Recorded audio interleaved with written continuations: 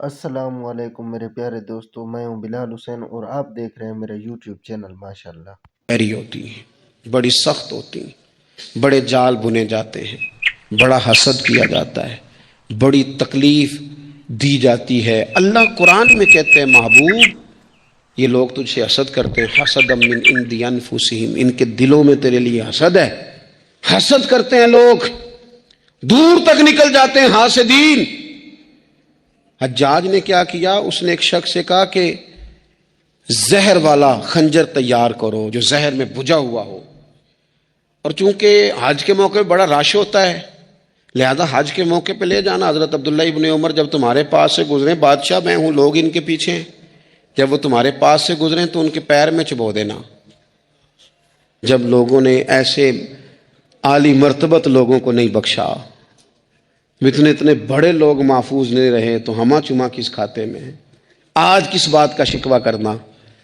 حضرت عبداللہ ابن عمر اس کے پاس سے گزرے تو اس نے پیر میں چبھو دیا خنجر، وہ زہر آپ کے جسم میں پھیلا۔ جب شدید بیمار ہوئے تو حجاج تیمارداری کرنے چلا گیا۔ یہ دیکھو دوستی قاتل سے بھی مقتول سے یارانہ بھی۔ خود چلا گیا اور جا کے کہنے لگا جی اگر مجھے پتہ چل جائے نا کہ آپ کو کس نے یہ زخم دیا ہے تو میں سخت انتقام لوں گا۔ تو حضرت عبداللہ ابن عمر نے بھی بڑا منطقی جواب دیا، فرمانے لگے مجھے اسی نے زخم دیا ہے جس نے حج کے موقع پر کسی کو خنجر لانے کا مشورہ دیا تھا، اسی نے مجھے زخم دیا ہے۔ گویا فرمانے لگے ظالم تو خود ہی یہ کام کرتا ہے اور خود ہی تو تیمارداریاں کرتا ہے۔ حضرت عبداللہ ابن عمر شہید ہو گئے، مکہ مکرمہ میں آپ کا مزار بنا دیا گیا۔ تقریباً 1500 کے لگ بھگ 1600 کے لگ بھگ آپ سے احادیث مروی ہیں۔ زندگی حسین گزاری، حضور کی خوشبوئیں ہر وقت آتی رہیں۔ حضرت عائشہ صدیقہ، حضرت حذیفہ، حضرت جابر بن عبداللہ، یہ تینوں جلیل القدر لوگ کہا کرتے تھے حضور کے بعد زمانے کی تبدیلی سے بڑے لوگ تبدیل ہوئے، لیکن جو لوگ حضور کے طریقوں پر پوری طرح قائم رہے ان میں بڑا نام حضرت عبداللہ ابن عمر کا ہے۔ بڑا نام، رات بھر عبادت کرتے اور دن کو ظہر سے عصر تک اللہ کی یاد میں مصروف رہتے۔ تین باتیں اپنی زندگی میں سمجھیں، ایک تو جس بات کا پتہ نہیں ہے اس کو کبھی ڈسکس نہ کریں، یہ ہمیں حضرت عبداللہ ابن عمر کی زندگی نے بتایا۔ اور دوسری بات یہ ہے کہ کوشش کریں، سخاوت کرنی ہے اللہ کی رضا کے لیے، تو اس میں اللہ کی رضا ہی پیش نظر ہو۔ اور تیسری بات یہ جتنا ہو سکے اپنے آپ کو حضور کے دروازے کے قریب کریں، نبی پاک کے رستوں کا مسافر بنے۔ تو سلیمان بن عبد الملک جو تھا اس کو شوق تھا شادیاں کرنے کا، یہ بھی شوق ہوتا ہے بادشاہوں۔ اس زمانے میں لوگ شادی کی بات کرتے تھے، نکاح کی بات کرتے تھے، بیاہ کی بات کرتے تھے، تو پورے ماحول کے اندر ایک چیز پیدا ہو گئی تھی۔ لیکن جب حضرت عمر بن عبدالعزیز کا زمانہ آیا تو وہ راتوں کو عبادت کرتے تھے، وہ وظائف پڑھتے تھے، وہ قرآن پاک کی تلاوت کرتے تھے، وہ اللہ کا ذکر کرتے تھے۔ تو پھر ایک ماحول بن گیا جو ذکر الہی کا ماحول تھا، پھر ایک ماحول بن گیا جو تقوی کا ماحول تھا، پھر ایک ماحول مرد وجود میں آیا جو پرہیزگاری کا ماحول تھا۔ عام عوام بھی اللہ کے ذکر کی باتیں کرنے لگی، عام ماحول بھی اس طرح۔ حضرت عمر بن عبدالعزیز نے سب سے پہلا یہ کام کیا کہ بادشاہی پروٹوکول ختم کرائے۔ ختم ہو گئے پروٹوکول۔ آپ نے فرمایا کوئی شاہی خاندان کا بندہ آئے تو کسی کا کوئی پروٹوکول نہیں ہے، میرا بھی کوئی پروٹوکول نہیں ہے، بلکہ آپ نے فرمایا کسی خطیب کو، کسی امام کو اجازت نہیں کہ میرا نام لے کے میرے لیے دعا کرے۔ سب مسلمانوں کے لیے دعا کرنا۔ فرمانے لگے الحمدللہ میں مسلمان ہوں، جب تم مسلمانوں کا نام لے کے دعا کرو گے تو میں بھی اندر ہی آ جاؤں گا۔ اضافی طور پر نام لے کے دعا کرنے سے بھی روک دیا۔ بلکہ ایک عورت عراق سے آئی، اس کی 5 یتیم بچیاں تھیں، تو اسے ضرورت تھی وظیفے کی۔ اس نے آ کے پوچھا حضرت عمر بن عبدالعزیز کا گھر کہاں؟ تو لوگوں نے فرمایا وہ سامنے جو ٹاٹ اور بوریے کا پردہ لٹک رہا ہے وہ عمر بن عبدالعزیز کا گھر ہے۔ دروازے پہ دستک دی تو ایک عورت اندر برتن دھو رہی تھی۔ پوچھا السلام علیکم، امیر المومنین سے ملنا ہے۔ وہ کہنے لگی اس درخت کی چھاؤں میں بیٹھ جاؤ، ابھی تشریف لاتے ہیں۔ تھوڑی دیر گزری تو حضرت عمر بن عبدالعزیز آئے تو کنویں سے پانی نکال کے نا، سین میں کنواں تھا تو جو جگہ میں مٹی اڑ رہی تھی نا، گرد اڑ رہی تھی، ہوتا ہے نا عصر کے بعد لوگ پانی پھینکتے ہیں، وہاں پانی پھینکنے لگے، چھڑکاؤ کرنے لگے۔ تو تھوڑی تھوڑی باتیں وہ خاتون آپ سے کرنے لگی، تو وہ جو عورت آئی تھی نا وہ کہنے لگی تم غلام سے باتیں کر رہی ہو، تمہیں پردہ کرنا چاہیے۔ کہنے لگی یہ غلام نہیں، یہ میرے شوہر ہیں اور یہ امیر المومنین عمر بن عبدالعزیز ہیں۔ کہنے لگی یہ عمر بن عبدالعزیز ہے؟ کہا ہاں یہ عمر بن عبدالعزیز ہے۔ تو وہ خاتون حاضر ہوئی، کھجوریں اس کو دی گئیں کھانے کے لیے۔ اس نے کہا حضور میری 5 یتیم بیٹیاں ہیں، مجھے وظیفہ چاہیے۔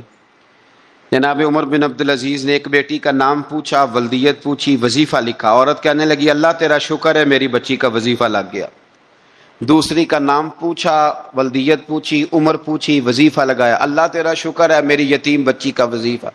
4 بچیوں کے وظیفے عمر لکھتے رہے، خاتون اللہ کی حمد کرتی رہی۔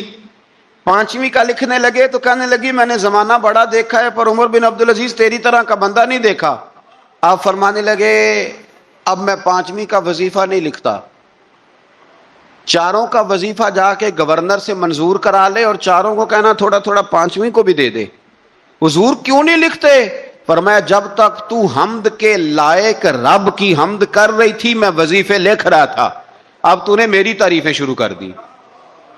اپنی تعریف پر کیسے وظیفہ لکھوں؟ وہ تو حمد کے لائق ہے، اس کی حمد ہونی چاہیے، لیکن میں اپنی تعریف پر، اپنی خوشامد پر میں نہیں لکھتا۔ جا اللہ تعالیٰ تیری لیے بہتری کرے۔ وہ خاتون کہتی ہے میں وہاں سے آئی، مجھے مہینوں لگ گئے، سفر لمبا تھا، عراق پہنچی تو عراق کے گورنر کو جب میں نے وہ روکا دیا تو ان کی چیخیں نکل گئی، تڑپ کے روئے۔ میں نے کہا کیا ہوا؟ کہنے لگی بی بی جس نیک آدمی نے تجھے یہ لکھ کے دیا تھا نا، چند دن ہوئے ان کا انتقال ہو گیا۔ عمر بن عبدالعزیز پردہ فرما گئے۔ وہ خاتون پھر روئی، کہنے لگی یتیم بیٹیوں کا اب کیا بنے گا، اس رکے کا کیا بنے گا؟ تو آپ فرمانے لگے بی بی جب امیر عمر بن عبدالعزیز جیسا ہو تو گورنروں کو بھی اللہ کچھ توفیق دے ہی دیتا ہے۔ اگر انہوں نے تیرا وظیفہ زندگی میں لکھا تھا تو فکر نہ کر، جب تک میں زندہ رہوں گا وظیفہ پہنچتا رہے گا۔ آپ کے گورنر نے لکھا کہ حضرت صاحب گورنر ہاؤس کی عمارت کمزور ہو گئی ہے، نہیں بنا لوں؟ تو آپ فرمانے لگے تو عدل کا قلعہ کیوں نہیں بناتا، انصاف کی دیواریں کیوں نہیں کھڑی کرتا؟ فرمایا چھوڑ اینٹیں لگانا، عدل و انصاف کا قلعہ بنا۔ سب سے بڑی بات یہ تھی کہ بڑے پابند تھے صوم و صلات کے، دن کو تلاوت کرتے، رات کو عبادت کرتے، پنجگانہ نماز میں کھڑے ہوتے، اللہ کے خوف کی بات آتی تو چڑیا کی طرح پھڑ پڑاتے، ڈرتے۔ آپ کی اہلیہ کہنے لگی عمر بن عبدالعزیز یہ کیفیت کیسے ہوئی؟ فرمانے لگے ایک ذہن میں بات بیٹھ گئی تھی کہ رب نے حساب پوچھنا ہے اور میں نے حساب دینا ہے، تو جس کو پتا ہونا میں نے حساب دینا ہے اور مجھ سے کسی نے حساب پوچھنا ہے، پھر سمجھیں حساب دینا ہے اور کسی نے حساب پوچھنا ہے، حساب دینا ہے اور حساب، تو فرماتے ہیں جب یہ ذہن بن گیا نا کہ میں نے حساب دینا ہے اور رب نے حساب پوچھنا ہے، تو بس پھر میں نے حساب کر کے رکھنا شروع کر دیا۔ پھر میں نے کوشش کی ہے کہ حساب کروں کہ نا انصافی نہ ہو جائے، ظلم نہ ہو جائے۔ ایک آدمی بڑی دور سے چل کے آیا، عرض کی حضور آپ کے گورنر نے میرا مال چھین لیا ہے، واپس نہیں کرتا۔ تو حضرت عمر بن عبدالعزیز رحمت اللہ نے رکا لکھا، فرمایا میں نے تو تجھے نیک آدمی سمجھ کے گورنر بنایا تھا اور تو لوگوں کے مال نہیں واپس کرتا، فوراً واپس کر۔ اس کے نام جب خط لکھا تو آدمی خوش ہو گیا، تو آپ فرمانے لگے اب یہ بتا تیرا آنے جانے کا خرچہ کتنا ہوا؟ عرض کی حضور کیا مطلب؟ آپ فرمانے لگے ایک تجھ پہ ظلم ہو اور دوسرا تیرے اوپر اور خرچے ڈالے جائیں۔ دیکھیں نا ایک آدمی کی زمین پہ قبضہ ہو، پھر وہ وکیل کرے، پھر وہ گواہ اکٹھے کرتا پھرے، پھر وہ مسائل میں الجھ جائے۔ جناب عمر بن عبدالعزیز نے ہمیں ایک سوچ عطا فرمائی، فرمایا ایک تیرے اوپر ظلم ہوا، ایک تجھے اتنی تکلیف ہوئی یہاں آنے کی، اور ایک تیرا خرچ ہوا، بتا کتنے پیسے؟ عرض کی حضور میرا تو لاکھوں کا مال آپ نے واپس کرا دیا ہے، اب چھوڑے خرچے کو۔ فرمایا نا بھائی یہ میرے رسول کائنات کا دین ہے، اس میں ہم ہر شے کا حساب کر کے رکھیں گے۔ تیرا خرچ ہوا ہے، تیرا خرچہ ہوا ہے، تجھے آنا پڑا، تجھے جانا پڑا۔ اور دنیا کے منصفوں، فیصلے کرنے والوں، تھوڑا خیال تو کرو کتنے لوگ ہیں جو رول گئے بیچارے رستوں میں کچہریوں کے، جو عدالتوں کے چکر لگا لگا کے تھک گئے، جن کی اولادیں تڑپ اٹھی، مکان بک گئے، انہوں نے اپنے حقوق کیا لینے تھے، ان کی تو باقی چیزیں بھی چلی گئیں۔ فرمایا خرچہ بتا کتنا ہوا؟ عرض کی حضور 60 دینار تقریباً۔ فرمایا اسے مال خزانہ سے 60 دینار بھی دو۔ پھر فرمایا میری جیب سے اسے 50 اور دو تاکہ یہ آنے جانے میں مزید روٹی کھا سکے، گوشت کے ساتھ روٹی کھائے۔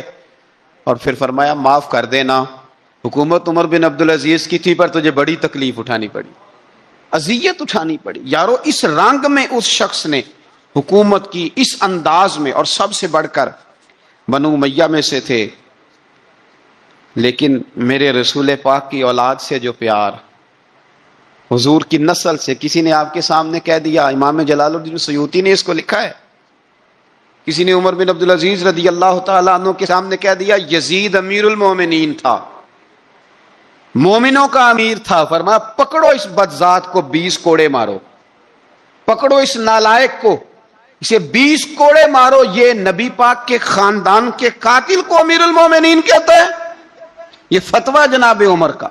مولا علی شیر خدا کی اولاد میں سے ایک شہزادے آپ کے پاس آئے کسی کام کے لیے، تو عمر بن عبدالعزیز اٹھ کے کھڑے ہو گئے، ہاتھ باندھ دیے، کہنے لگے حضور ساری دنیا میرے پاس آئے، آپ نا ایک رکا لکھ دیا کریں یا پیغام دے دیا کریں، اس لیے کہ اس دھرتی پہ جو کچھ بھی ہے وہ مدینے والے رسول کا ہی صدقہ ہے۔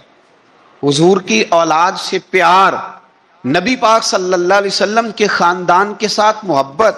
حضرت عمر بن عبدالعزیز نے فلاح عامہ کے کام کرائے، بڑے بڑے سرائے بنائے، لوگوں کے ٹھہرانے کا بندوبست کیا، وظائف دیے غریبوں کو، مساجد بنائی، مدارس بنائے۔ آپ کو مجدد کہا جاتا ہے، نئے سرے سے تجدید کی، علماء سے پیار کیا، صدقات و خیرات کا ایک ایسا ماحول دنیا کے اندر بنایا کہ لوگ کہتے ہیں کہ ہم زکوٰۃ دینے کے لیے بندہ تلاش کرتے تھے، پر جناب عمر بن عبدالعزیز کے زمانے میں کوئی زکوٰۃ لینے والا میسر نہیں آتا تھا۔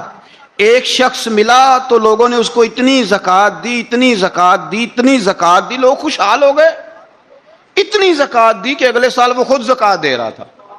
حضرت عمر بن عبدالعزیز نے ایسا ماحول بنا کے لوگوں کو دیا، اس طرح کی نوعیت آپ نے لوگوں کو دی کہ خوشحالی نظر آنے لگی۔ ذمیوں کے، غیر مسلموں کے حقوق کا بھی تحفظ فرمایا۔ 39 سال عمر پائی، صرف نمازیں بھی پڑھ گئے، صدقے بھی دے گئے، عبادتیں بھی کر گئے، 2.5 سال حکومت بھی کر گئے، اللہ رسول کو راضی بھی کر گئے۔ عمر پائی 39، پورے 40 نہیں، 39 سال عمر پائی، اتنا کچھ کر گئے۔ ہم تو بھی انتظار میں رہتے، ہم تو بھی انتظار میں اٹھ فریدا ستیا تے داڑھی آ گیا ہی پور۔ اٹھ فریدا، یہ ستیا کا مطلب بابا جی نے غفلت بیان کیا ہے، اس کا مطلب یہ نہیں کہ سچی مچی سویا ہوا تھا، کہتے تو غافل ہے۔ اٹھ فریدا ستیا داڑھی آ گیا ہی پور، اگا نیڑے آ گیا ہی، پیچھا رہ گیا ہی دور۔ 40 سال کی عمر میں آپ کو زہر دے دیا گیا، کچھ لوگوں کو برداشت نہیں نہ ہوا۔ ایک شخص آیا رکا لے کے، اس نے کہا حضور پچھلا خلیفہ میرے نام 20,000 دینار لکھ گیا ہے پر وہ فوت ہو گیا ہے، تو آپ یہ رکا ہے مجھے 20,000 دینار دے دیں۔ آپ فرمانے لگے سنبھال کے رکھ، شاید میرے بعد والا دے دے، رکا سنبھال کے رکھ، پر مجھ سے نہ امید رکھنا 20,000 دینار تو میں 20,000 گھر میں دوں گا اور 20,000 چولہے جلاؤں گا، میں ایک آدمی کو اتنا امیر کر دوں اور باقی لوگ دیکھتے رہے۔ آپ کو زہر دے دیا گیا، بیمار رہے، بچوں کو بلایا، فرمایا بیٹا میں جہنم سے ڈر گیا تھا، تمہارے لیے مال نہیں جمع کر سکا، اس دل نکلا، شدید علیل ہو گئے۔ وہ جو آیت میں نے پڑھی ہے نا، آپ کی اہلیہ کہتی ہیں کہ آخری وقت آپ کی زبان پر وہ آیت جاری ہوئی، تلک الدار الآخرۃ نجعلھا للذین لا یریدون علوا فی الارض ولا فسادا والعاقبۃ للمتقین۔ فرمایا یہ آخرت کا گھر ہے، ان لوگوں کو ملے گا جو نہ زمین میں تکبر کرتے ہیں نہ فساد چاہتے ہیں۔ یہ آیت پڑھی اور روح پرواز کر گئی۔ مرنے سے پہلے، وصال سے پہلے 10 دینار یا 20 دینار دے کے اپنے بیٹے کو بھیجا، فرمایا گاؤں میں جاؤ اور میرے لیے زمین خریدو قبر کے لیے، اور اگر گاؤں والے خوشی سے دے دیں تو خریدنا، اور اگر انہیں دقت ہو تو انہیں تنگ نہ کرنا۔ 10 دینار کی زمین خریدنے کے لیے جب بیٹا جانے لگا تو اس نے کہا حضور کچھ لوگوں کی خواہش ہے کہ آپ کا جسد خاکی مدینے لے جایا جائے اور نبی پاک علیہ السلام کے پہلو میں آپ کو دفن کیا جائے۔ آپ فرمانے لگے پتر میں اس قابل نہیں ہوں کہ حضور کے ساتھ دفن کیا جائے، نہ میں اس قابل نہیں ہوں۔ اس طرح کرنا، میرے پاس حضور کے کچھ ناخن اور بال ہیں، جب میرا انتقال ہو جائے تو میری قبر میں رکھ دینا۔ اور پھر حضرت عمر بن عبدالعزیز نے فرمایا مجھے نہ سستا کفن دینا 2 دینار کا، اس سے زیادہ کفن نہ دینا، 2 دینار کا کفن۔ حضور آپ کا مال ہے کچھ پڑا ہوا تو اس میں سے اچھا کپڑا خریدا جا سکتا ہے، فرمایا نہ بھائی 2 دینار کا کفن خریدنا۔ ماشاءاللہ ماشاءاللہ، آپ دیکھ رہے ہیں ہمارا یوٹیوب چینل، ماشاءاللہ جنت کا لباس عطا فرما دے گا۔ اگر میں بد ہوا تو یہ بھی تو پھٹ ہی جائے گا، چیر دیا جائے گا، قبر توڑ دے گی پسلیاں، لہٰذا مجھے مہنگا کفن نہ دینا، 2 دینار کا۔ آپ کے وصال سے کچھ عرصہ پہلے نا آپ نے ایک قاصد بھیجا، روم کے بادشاہ کے پاس وہ گیا تو وہاں اس نے ایک عجیب منظر دیکھا کہ وہاں ایک حافظ قرآن نابینا آدمی قید ہے، اس کی آنکھیں موجود نہیں ہیں اور وہ چکی چلاتا ہے، آٹا پیستا ہے۔ اس قاصد نے اسے پوچھا تو یہاں کب سے ہے اور یہ تیرے ساتھ معاملہ کیسے ہوا؟ تو وہ کہنے لگا مجھے انہوں نے گرفتار کر لیا، پھر مجھے کہنے لگے عیسائی ہو جا، میں نے انکار کیا تو انہوں نے میری آنکھیں نکال دی۔ اب میں صبح شام یہ تھوڑا سا کام کرتا ہوں، چکی پیستا ہوں تو روٹی دے دیتے ہیں۔ وہ قاصد حضرت عمر بن عبدالعزیز کے پاس آیا اور آ کے کہا حضور ایک اس طرح کا مسلمان روم کے بادشاہ کے پاس قید ہے، ایک مسلمان کی تکلیف۔ حضرت عمر بن عبدالعزیز نے جب سنا تو رو پڑے، اور میں وہ قید ہے اور وہاں قید ہے اور ہم یہاں آرام سے بیٹھے ہیں۔ فوراً رکا لکھا قاصد سے کہنے لگے واپس جا، روم کے بادشاہ کو جا کے کہہ کہ اس نابینا قیدی کو فوراً آزاد کرے، ورنہ میں ایک ایسا لشکر بھیجوں گا کہ اتنا بڑا لشکر بھیجوں گا کہ اس کا پہلا آدمی تیرے پاس ہوگا اور آخری میرے پاس ہوگا، اور تجھے پھر وہ بندہ چھوڑنا پڑے گا، تو ابھی چھوڑ دے، میں تجھے پیغام دے رہا ہوں۔ وہ قاصد کہتا ہے جب میں رکا لے کے پہنچا، ظاہر ہے بڑا لمبا سفر ہوتا تھا، آنے جانے میں مہینوں بھی لگ جاتے تھے، کہتے میں نے رکا دیا تو اس نے پڑھا، کہنے لگا میری طرف دیکھ کے رکا میں نے پڑھ لیا ہے، علماء کو جانتے ہیں، تاجر تاجروں کو جانتے ہیں، تو بادشاہ بھی بادشاہوں کو جانتے ہیں، فرمایا تم مسلمان ہو میں نہیں ہوں، پر اتنی تم اس درویش کی قدر کرتے ہو میں تم سب سے بڑھ کر قدر کرتا ہوں۔ میں اس بندے کو لشکر لے کے آنے کی تکلیف نہیں دوں گا، میں ویسے ہی قیدی آزاد کرنے لگا، تم لے جاؤ۔ کہتے ہیں مجھے چند دن وہاں رہنا پڑا، کچھ لوازمات تھے جن کے لیے رکنا پڑا۔ ایک دن میں شاہ روم کے دربار میں گیا تو وہ تخت سے نیچے اتر کے رو رہا تھا اور اس کی ہچکی بندھی تھی اور اس کے سینے سے آواز نکل رہی تھی۔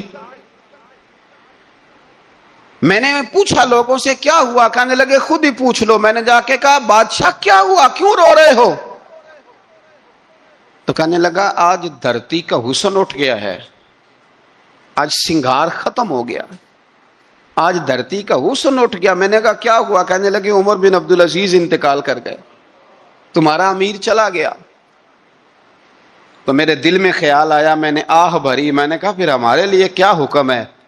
تو فرمانے لگے وہ چلتا پھرتا راہب تھا، لوگوں کے پاس کچھ نہیں ہوتا تو وہ فقیر ہوتے ہیں، پر اس کے قدموں میں تو خزانے تھے، پر وہ پھر بھی فقیر تھا۔ فرمایا اس کا حکم اگر میں زندگی میں مانتا تھا تو مرنے کے بعد بھی بات مانی جائے گی، تمہارا قیدی بھی تمہیں واپس کیا جائے گا اور عمر بن عبدالعزیز کی بات بھی سنی جائے گی۔ کسی نے حضرت عبداللہ ابن مبارک سے کہا آپ بڑے زاہد ہیں، آپ نے دنیا چھوڑ دی۔ فرمایا میں تو عالم فاضل ہو کے زاہد ہوں، زاہد تو اصل میں عمر بن عبدالعزیز تھے جو بادشاہ ہو کے زاہد تھے۔ مالک بن دینار بھی کہتے تھے وہ بادشاہ ہو کے زاہد ہیں۔ ان کا انتقال ہوا تو خواجہ حسن بصری فرمانے لگے آج دنیا سے بہترین آدمی چلا گیا۔ حضرت سیدنا امام احمد بن حنبل فرمایا کرتے تھے جو عمر بن عبدالعزیز کا ذکر کرے رب تو اس پر بھی رحمت نازل فرمائے گا۔ ارے یہ تو وہ شخص ہے کہ جب تک موجود تھا تو حسن موجود تھا، اور آج بھی ان کا ذکر کریں تو اللہ دلوں میں نور پیدا کر دیتا ہے۔ حضرت عمر بن عبدالعزیز رحمت اللہ علیہ تو وہ نیک آدمی تھے کہ ایک شخص آپ سے گفتگو کر رہا تھا، سرکاری بات چیت ہو رہی تھی تو چراغ بھی سرکاری جل رہا تھا۔ اس نے پوچھا حضور چلے سرکاری بات تو ختم ہوئی، طبیعت کیسی، حال کیا؟ فرمایا ٹھہر جو، ایک چراغ بند کر کے دوسرا جلا لیا۔ اس نے کہا حضور یہ کیا؟ آپ فرمانے لگے وہ سرکاری چراغ تھا، یہ میرا ذاتی ہے۔ جس شخص نے اتنی باریک بینی کے ساتھ تقوی اختیار کیا ہو، نبی پاک سے اتنی محبت کی ہو، دعا کرتے ہیں اللہ ان پہ کروڑوں رحمتیں فرمائے، اللہ ان پہ بے حساب برکتوں کا نزول فرمائے۔ دو باتیں حضرت عمر بن عبدالعزیز کی زندگی میں ہمیشہ غالب رہی، ایک تو دنیا ہونے کے باوجود دنیا سے دل نہیں لگا، یہ دو باتیں آپ نے یاد رکھنی، دل نہیں لگایا دنیا سے، مال تھا، دولت تھی، پر وہ اس چکر میں نہیں پڑے کہ یہ مہنگا جوڑا میرے گھر کیوں نہیں، یہ اعلیٰ کار کیوں نہیں، اب یہ والا میں نے گھر، ایک اینٹ پر دوسری اینٹ نہیں رکھی ساری زندگی، کیونکہ وہ سمجھتے تھے زندگی مختصر ہے تو 40 سال کی زندگی میں ہی کمال کر گئے۔ اور دوسرا، حضرت عمر بن عبدالعزیز نے ہر وقت ایک چیز اپنے ذہن میں رکھی کہ مجھے اللہ کے سامنے کھڑے ہونا، اور وَلِمَنْ خَافَ مَقَامَ رَبِّهِ جَنَّتَانِ، جو رب کے سامنے کھڑے ہونے سے ڈرتا ہے رب اسے 2 جنتیں عطا کرتا ہے۔ تو لہٰذا یہ 2 باتیں ہمیشہ ذہن میں رکھیں، یہ اتنا بناؤ سنگار، ہر وقت اپنے آپ کو سجانا، گھر سنوانا، گاڑی، یہ وہ، اتنا اس چکر میں نہ پڑیں، اور دوسرا ایک ذہن بنائیں کہ دنیا سے ہم لوگوں کو جانا۔ حضور فرماتے ہیں موٹے موٹے گناہ گار آتے جائیں گے، کالی کملی کے نیچے چھپاتا جاؤں گا، جنت میں بھیجتا جاؤں گا، وہاں قیامت میں تیری معافی نہیں ہو رہی، تو یہاں نہیں مان رہا۔ بریلی کے امام فرماتے ہیں آج لے ان کی پناہ، آج مدد مانگ ان سے، کل نہ مانیں گے قیامت میں اگر۔ اور دیکھ تو کہتا ہے میری نمازیں، میرے روزے، میری زکاتیں، میرا جہاد کام آئے گا۔ سن، حضرت عبد الرحمن ابن عوف صحابہ میں سے تگڑا آدمی، اتنا بڑا شخص، اتنا بڑا آدمی کہ جس کے پیچھے میرے رسول نے نماز ادا فرمائی ہے، اتنا بڑا شخص، ہر جہاد میں سب سے پہلے، سب سے امیر تھے، صدقات خیرات بڑھ بڑھ کے دیتے تھے، ساری نیکیاں ہیں۔ ایک بی بی نبی پاک کے لیے ایک قمیض بنا کے لائی، ایک حدیث یہ ہے، یہ بخاری مسلم ہے، ایک حدیث یہ ہے کہ چادر بنا کے لائی، چادر بنا کے لائی، بڑے اچھے نقار نکالے، دروازہ رسول پہ آئی، حضور میری قبول کر لیں۔ نبی پاک نے چادر اوڑی، اگرچہ ان کا نام شارحین نے لکھا ہے، صحیح حدیث میں صرف ایک صحابی کے لفظ ہے۔ شارحین کہتے ہیں کہ وہ عبد الرحمن ابن عوف تھے، چلو یار کوئی اور بھی تھے تو صحابی تو تھے نا، صحابی سے زیادہ تو نیک عمل ہم نہیں نہ کر سکتے، وہ صحابی تھے، یہ حضرت عبد الرحمن ابن عوف تھے۔ آئے، آ کے کہنے لگے یا رسول اللہ بڑی پیاری لگ رہی ہے آپ کو چادر، حضور بنانے والے نے تو بڑی بنائی تھی، پر جب آپ پہ آئی ہے پھر تو نورون علی نور ہی ہو گئی ہے، حضور بڑی پیاری، کیا بات ہے، کیا بات ہے، مکھ چند بدر شاہ شانی ہے، متھے چمک دی لاٹ نورانی ہے، کالی زلف تے اکھ مستانی ہے، مخمور اکھی ہن مد بھریاں، سبحان اللہ سبحان اللہ سبحان اللہ، ما اجمل کا ما اکمل کا۔ اور جو آخر میں بات کی وہ بڑی بڑی منفرد ہے، کتھے مہر علی تے کتھے تیری ثنا، مشتاق اکھی کتھے جاڑیاں۔ پھر کہنے لگے کوئی مثل نہ ڈھولن دی، تو چپ کر مہر علی ایتھے جا نہیں بولن دی، تو چپ کر مہر علی ایتھے جا نہیں ہو، لم جاتی نظیر کا فی نظر مثلے، تو نشد پیدا جانا، ایتھے جا نہیں ہو بولن دی۔ جناب عبد الرحمن، حضور کیا بات ہے، والضحیٰ واللیل اذا سجا، حبیب کیا بات ہے۔ حضور نے فرمایا تجھے اچھی لگ رہی ہے؟ کہا حضور بڑی اچھی لگ رہی ہے، قربان جاؤں، کون دیتا ہے دینے کو منہ چاہیے، دینے والا ہے سچا ہمارا نبی۔ حضور نے فوراً چادر اتاری، کا عبد الرحمن لے لو، دے کے حضور چلے گئے۔ صحابہ گرد کٹھے ہوئے، محفل کا رنگ ہی بدل گیا۔ تھوڑی دیر پہلے مسکراہٹ تھی، ایک صحابی غصے سے بولے، کہنے لگے عبد الرحمن یار تو تگڑا بندہ ہے،